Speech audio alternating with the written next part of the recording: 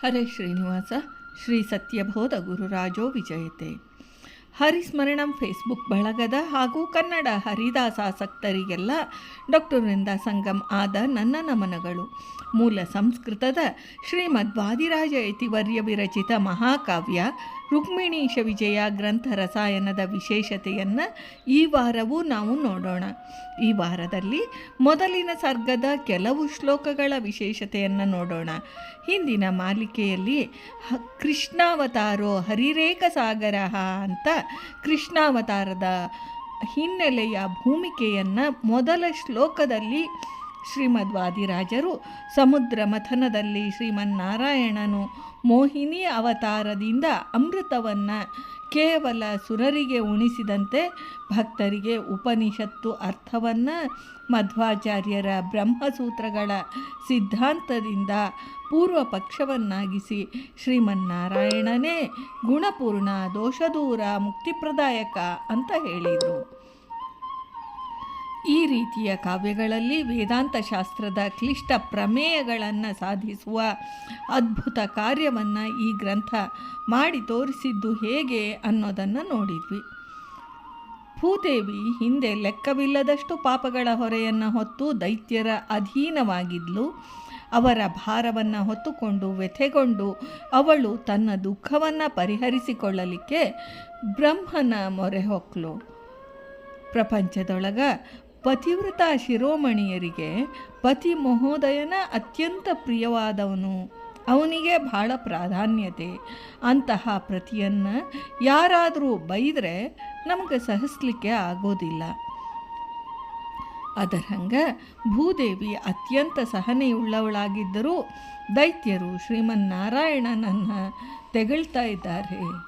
ಅಂತಹ ದೈತ್ಯರು ತನ್ನೊಳಗೆ ವಾಸಿಸ್ತಾ ಇದ್ದಾರೆ ಅಂತ ಅವಳಿಗೆ ತುಂಬ ವ್ಯಥೆ ಆಗಿತ್ತು.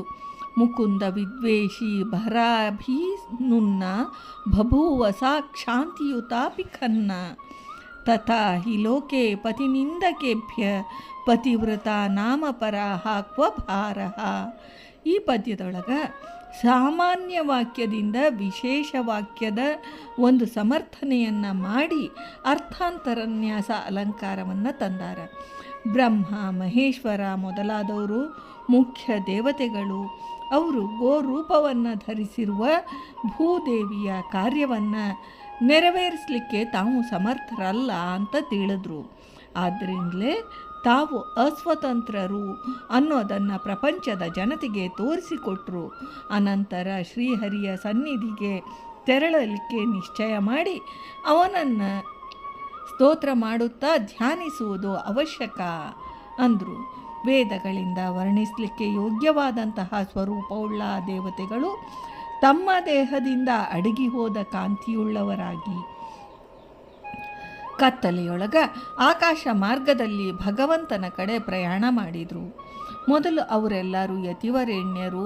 ಅತ್ಯಂತ ಕಷ್ಟದಿಂದ ಹೋಗುವಂತಹ ಆಕಾಶ ಮಾರ್ಗದೊಳಗೆ ಹೋದರೂ ಮುಂದೆ ಯತಿವರೇಣ್ಯರಿಂದನೂ ಹೋಗಲಿಕ್ಕೆ ಆಗದೇ ಇರುವಂತಹ ಚಂಚಲ ಅಲೆಗಳಿಂದ ಕೂಡಿಕೊಂಡು ಅರ್ಭಟಿಸುವಂತಹ ಸಮುದ್ರದ ಕಡೆಗೆ ಪ್ರಯಾಣ ಮಾಡಿದರು. ಚತುರ್ಮುಖ ಬ್ರಹ್ಮ ಕ್ಷೀರ ಸಮುದ್ರದ ದಂಡಿಯೊಳಗೆ ದೃಢ ಮನಸ್ಸಿನಿಂದ ಇಂದ್ರಿಯಗಳನ್ನು ನಿಗ್ರಹಿಸಿಕೊಂಡು ಪದ್ಮಾಸನದೊಳಗೆ ಸ್ಥಿರವಾಗಿ ಕುಳಿತ. ಕೈ ಮುಗಿದು ಉಸಿರಾಟವನ್ನು ನಿಗ್ರಹಿಸಿಕೊಂಡು ಶ್ರೀಮನ್ನಾರಾಯಣನ ಧ್ಯಾನದೊಳಗೆ ನಿರತನಾಗಿದ್ದ. ಅವನು ಪದ್ಮಾಸನದೊಳಗೆ ಕುಳಿತು ಉಳಿದವರಿಂದ ತಿಳಿಯಲಿಕ್ಕೆ ಆಗದೇ ಇರುವಂತಹ ಪುರುಷ ಸೂಕ್ತವನ್ನು ಭಕ್ತಿ ಪುರಸ್ಸರವಾಗಿ ಶ್ರೀಮನ್ನಾರಾಯಣನ ಸ್ಮರಣೆಯೊಳಗೆ ನಿರತ ಆಗಿದ್ದ.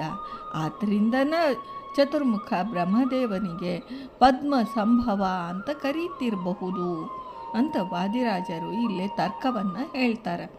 ರುದ್ರದೇವರಿಗೆ ಗಿರೀಶ ಅಂತ ಹೆಸರು, ಮನ್ಮಥನಿಗೆ ಅನಂಗ ಅಂತ ಹೆಸರು.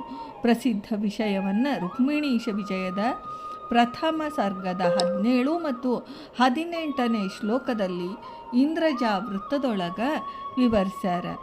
ಆವಾಗ ಮಹಾಶೇಷ ಉಪವಾಸವಿದ್ದು ಗಾಳಿ ಸೇವನೆಯನ್ನು ಮಾತ್ರ ಮಾಡಿದ್ರಿಂದ ಅವಾಗ ಯಲರುಣಿ ಅಂತ ಹೆಸರು ಬಂತು. ಅಂದಿನಿಂದ ಪವನಾಶನ ಅಂತಾದ. ದೇವೇಂದ್ರ ಶ್ರೀಹರಿಯನ್ನು ಧ್ಯಾನಿಸುತ್ತಾ ಶತಾಶ್ವಮೇಧದ ಫಲವನ್ನು ಧ್ಯಾನಿಸುತ್ತಾ ಶತಧೃತಿ ಅಂತ ಹೆಸರು ಪಡೆದ.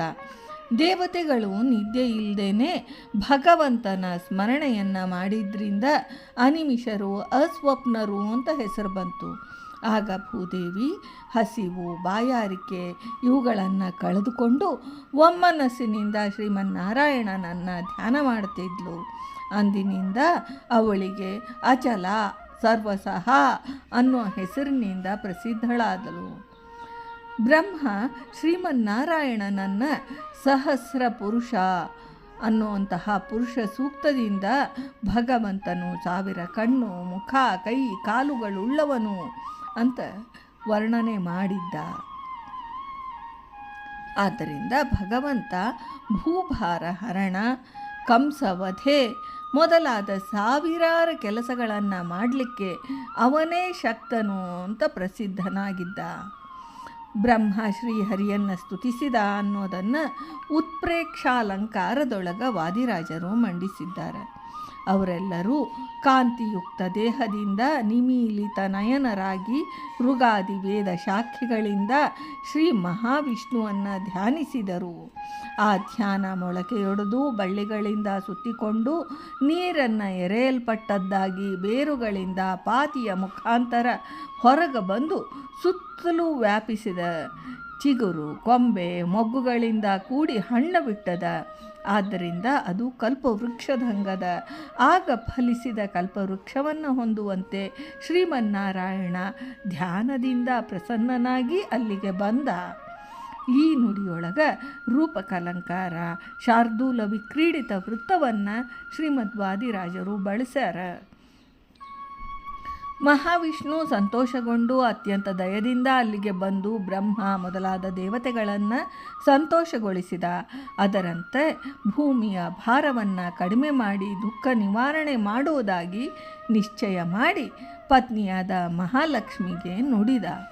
ಮಹಾವಿಷ್ಣು ಆ ದೇವತೆಗಳಿಗೆಲ್ಲ ಬ್ರಹ್ಮನೇ ಒಡೆಯನು, ಅವನಿಗೆ ಮಹಾಲಕ್ಷ್ಮಿಯೇ ಒಡೆಯಳು, ಅಂದರೆ ಬ್ರಹ್ಮನಿಗೆ ಮಹಾಲಕ್ಷ್ಮಿ ಒಡೆಯಳು ಅಂತ ನಮಗೆ ತಿಳಿಸೋದಕ್ಕೆ ಅದೃಶ್ಯನಾಗಿ ಬ್ರಹ್ಮನಿಗೆ ಆದೇಶ ಮಾಡಿದ. ಲಕ್ಷ್ಮೀ ದೇವಿಗೆ ಸ್ಪಷ್ಟವಾಗಿ ಪ್ರತ್ಯಕ್ಷವಾಗಿ ಕಾಣಿಸಿಕೊಂಡು ಅಪ್ಪಣೆ ಮಾಡಿದ. ಹಿಂಗೆ ದೇವತೆಗಳ ಸಮೂಹದೊಳಗೆ ಬ್ರಹ್ಮನಿಗೆ ಆಜ್ಞೆ ಮಾಡಿದ್ದರಿಂದ ಬ್ರಹ್ಮ ದೇವತೆಗಳಿಗೆಲ್ಲ ಒಡೆಯ ಅನ್ನೋದು ಖಚಿತಪಡಿಸಿದ. ಅದೃಶ್ಯನಾಗಿ ಆಜ್ಞೆ ಮಾಡಿದ್ದರಿಂದ ಲಕ್ಷ್ಮೀ ದೇವಿಗಿಂತ ಬ್ರಹ್ಮ ಕಡಿಮೆ ಅಂತ ಲಕ್ಷ್ಮೀ ದೇವಿಗೆ ಪ್ರತ್ಯಕ್ಷವಾಗಿ ಉಪದೇಶ ಮಾಡಿದ್ರಿಂದ ತಾನು ಅವಳಿಗಿಂತ ಉತ್ತಮ ಅಂತ ತಿಳಿಸ್ದಂಗಾತು. ಈ ಧರ್ಮ ಸೂಕ್ಷ್ಮವನ್ನು ಶ್ರೀ ವಾದಿರಾಜರು ನಮಗೆ ಇದರೊಳಗೆ ಸೂಚಿಸ್ತಾರೆ. ಭೂಭಾರ ತಾಳಲಾರನು ಅನ್ನೋ ಅಂತಹ ಭೂದೇವಿಯ ದುಃಖ ಶಮನಕ್ಕೆ, ದೈತ್ಯ ಸಂಹಾರ ಕಾರ್ಯಕ್ಕೆ ಯಾವ ರೀತಿಯೊಳಗೆ ಭೂಮಿಕೆಯನ್ನು ತಯಾರು ಮಾಡಿ ನಂತರ ತಾವು ಅವತಾರ ಮಾಡಿದ ಅನ್ನುವಂತಹ ಭಾಗವನ್ನು ನಾವು ಮುಂದಿನ ವಾರದಾಗ ವಿವರಣೆ ನೋಡೋಣಂತ. ಈ ಪುಸ್ತಕ ಪರಿಚಯದ ಇವತ್ತಿನ ಭಾಗದ ನುಡಿ ಸೇವೆಯನ್ನು ಶ್ರೀಕೃಷ್ಣನಿಗೆ ಸಮರ್ಪಣಾ ಮಾಡ್ತೀನಿ. ವೃಂದಾವನ ವಿಹಾರಿ ಶ್ರೀಕೃಷ್ಣಾರ್ಪಣಮಸ್ತು.